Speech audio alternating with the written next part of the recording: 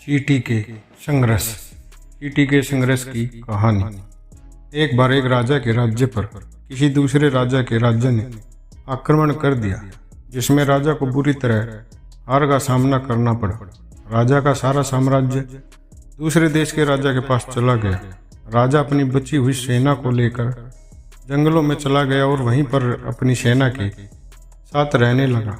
राजा अपने साम्राज्य को पाने के लिए अपनी सेना को तैयार करने लगा और कुछ समय बाद राजा ने दूसरे राज्य पर हमला कर दिया।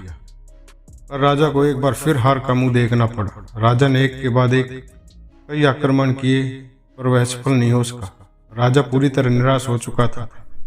राजा यह मान बैठा था कि उसके साम्राज्य वापस कभी नहीं मिलेगा। एक दिन राजा एक पेड़ के नीचे बैठा आराम कर रहा था।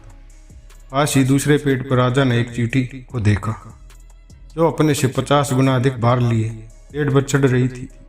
राजा ने देखा, चींटी जैसे ही बाकी चींटियों के झुंड के पास आती वो गिर पड़ती। चींटी बार बार पेड़ पर चढ़ने का प्रयास करती, पर वो सफल नहीं हो पाती। अंत में वह पेड़ पर चढ़ने में कामयाब हो ही गई और बाकी चींटियों के समूह तक जा पहुंची।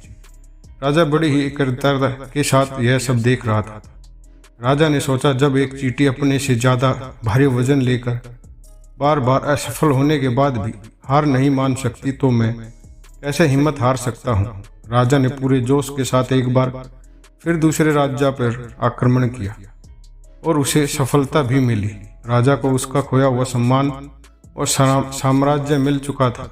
मित्रों, हम भी कभी कभी ऐसा ही करते हैं। जब हमें किसी काम में एक या दो बार के प्रयास से सफलता नहीं मिलती तो हम हिम्मत हार बैठते हैं और पूरी तरह निराश हो जाते हैं, जबकि सफलता हमसे थोड़ी ही दूर होती है। मित्रों, आपका एक और प्रयास आपको सफलता तक पहुंचा सकता है।